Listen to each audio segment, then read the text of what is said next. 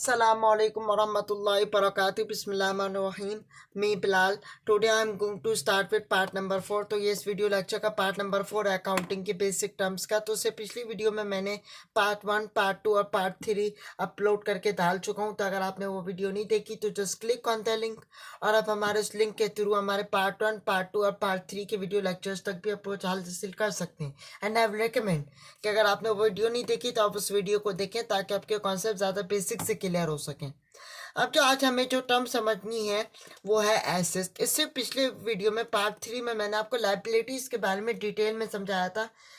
तो उसका लिंक भी मैं डिस्क्रिप्शन में डाल दूंगा, तो आप वो भी देख लीजिएगा. अब एसेट को आज हमें समझना है. तो एसेट क्या है, एसेट की डेफिनेशन लिखें. Asset are the probable future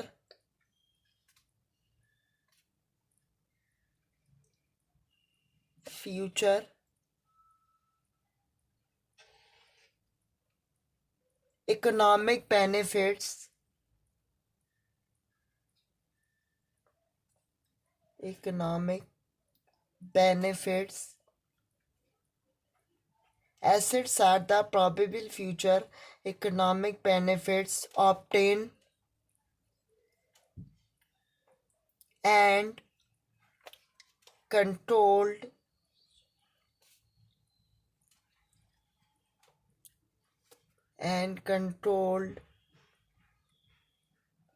by a particular entity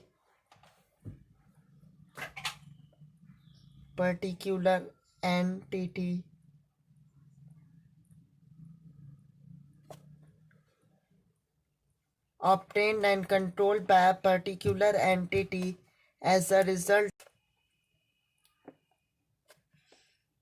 past transactions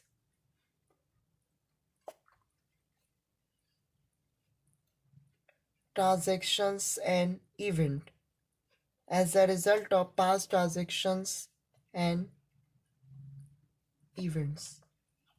ये आपके पास एसेट्स की डेफिनेशन आ गई.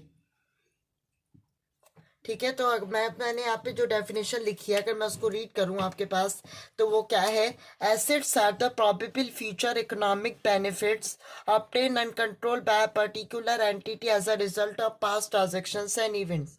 मतलब मैं इसको इस तरह समझा सकता हूँ आपको कि वो प्रोबेबल फ्यूचर इकोनॉमिक बेनिफिट्स जो कि एक ऑर्गेनाइजेशन या किसी एंटिटी के पास हो और जिससे ऑर्गेनाइजेशन को फ्यूचर में बेनिफिट होता हो वो आपके पास एसेट्स कहलाएगा. आसान अल्फाज में मैं ये कह सकता हूँ कि जो भी चीज़ एक ऑर्गेनाइजेशन एक एंटिटी के पास है जिससे ऑर्गेनाइजेशन को फ्यूचर में बेनिफिट हो रहा है तो आपके पास एसेट्स में आएगा. इन नटशेल मैं ये कह सकता हूँ कि वॉट एवर एन ऑर्गेनाइजेशन और एन एंटिटी है जिसे ऑर्गेनाइजेशन कैश में कन्वर्ट कर सकती है वो आपके पास अल्टीमेटली वो आपके पास किस में आएगा, वो आपके पास आएगा एसेट्स में. अब एसेट्स को आपके पास 3 कैटेगरीज में डिवाइड किया गया है. तो आप यहाँ पे लिखें assets are divided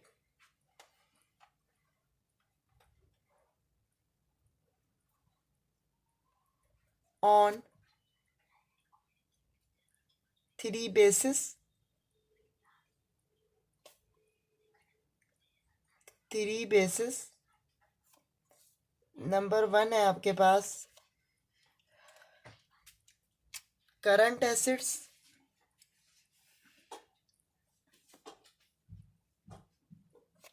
current assets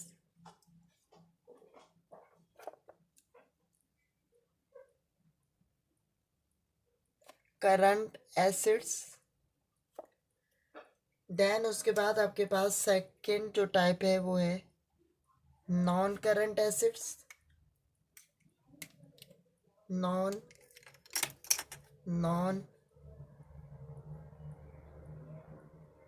current assets जिसके भी 2 पार्ट्स हैं.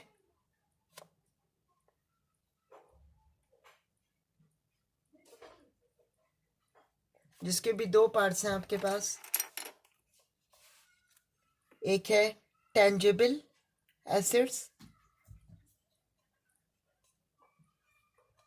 और एक है आपके पास इंटेंजिबल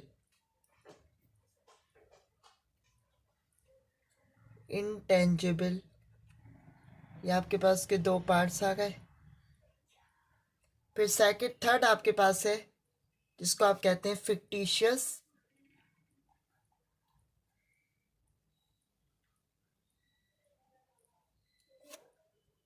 जिसको आप कह सकते हैं नॉमिनल एसिड्स, नॉमिनल एसिड्स। ठीक है, ये आपको समझ में आई होगी ये। तो आपने इनकी टाइप्स लिखनी है, डेफिनेशन लिखिएगा पहले एसिड्स। अब सबसे पहले जो नंबर वन हमें समझना है वो है आपके पास करंट एसिड्स। ठीक है, तो आप करंट एसिड्स की हेडिंग डालें।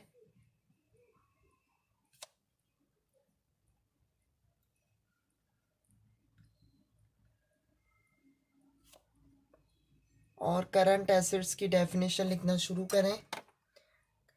Current assets are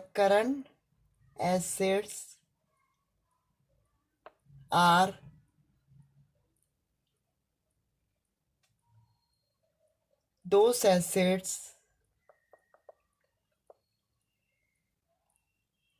are those acids which are held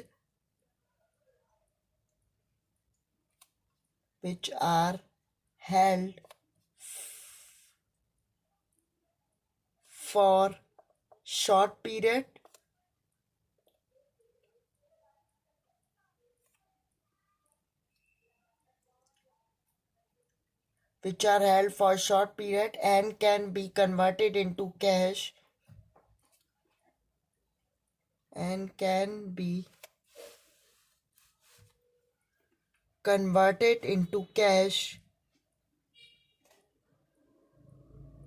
and can be converted into cash within 1 year.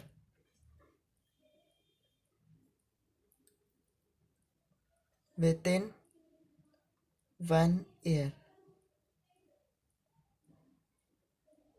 ठीक है, तो अब मैंने आपके सामने जो डेफिनेशन लिखी है, अगर मैं आपके सामने इस डेफिनेशन को रीड करूं तो डेफिनेशन क्या है? Current assets are those assets which are held for short period and can be converted into cash within 1 year. वो एसिड जो कि शॉर्ट समय के लिए होते हैं और जिन्हें आप कैश के अंदर कन्वर्ट कर सकते हैं विद इन 1 ईयर, तो वो आपके पास करंट एसिड्स हैं। अब यहाँ पे मैं आपको एक चीज़ और लिखवाता चलूँ, करंट एसिड्स के बारे में आप लिख लें कि करंट एसिड्स को और क्या कहा जाता है। Current acids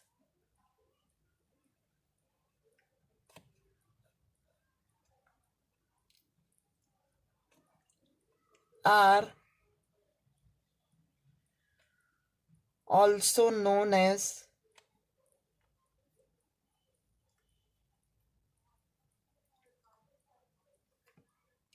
short-lived acids, short-lived acids,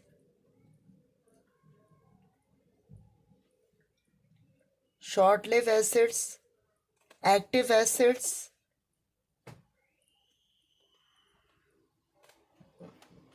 active acids. Current acids are also known as short-lived acids, active acids, floating acids.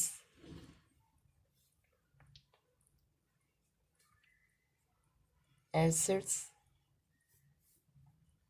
and circulating acids. Circulating acids भी कहा जाता है। अब मैंने सामने आपके सामने ये जो डेफिनेशन लिखी है, क्या कहते हैं, करंट एसिड्स की, तो मैं अगर आपको उसके सामने आपके सामने रीड करूं डेफिनेशन को, तो डेफिनेशन क्या है? Current assets are those assets which are held for short period and can be converted into cash within 1 year. फिर मैंने आपको बताया current assets are also known as short live assets, active assets, floating assets and circulating assets. मतलब current asset से मुराद आपके पास वो acids होते हैं जो आपके पास शॉर्ट समय के लिए होते हैं और जिसे आप कैश के अंदर कन्वर्ट कर सकते हैं विद इन 1 ईयर, उसको आप करंट एसिड्स कहेंगे। फिर करंट एसिड्स को आप ये नाम भी याद रखें, आपसे पूछा जा सकता है कि शॉर्ट लिव एसिड्स कहा जाता है, एक्टिव एसिड कहा जाता है, फ्लोटिंग एसिड कहा जाता है और सर्कुलेटिंग एसिड कहा जाता है। अब बाकी पार्ट को मैं इसकी जो दो पार्ट्स रह गए हैं नॉन करंट और फिक्टिशियस, वो इंशाल्लाह मैं अपनी नेक्स्ट वीडियो में अपलोड करूंगा। मैं इंशाल्लाह पार्ट 5 भी बहुत जल्दी अपलोड करूंगा। जब तक के लिए मैं आप लोगों से मिलता हूँ नेक्स्ट वीडियो में। जब तक के लिए अल्लाह हाफिज।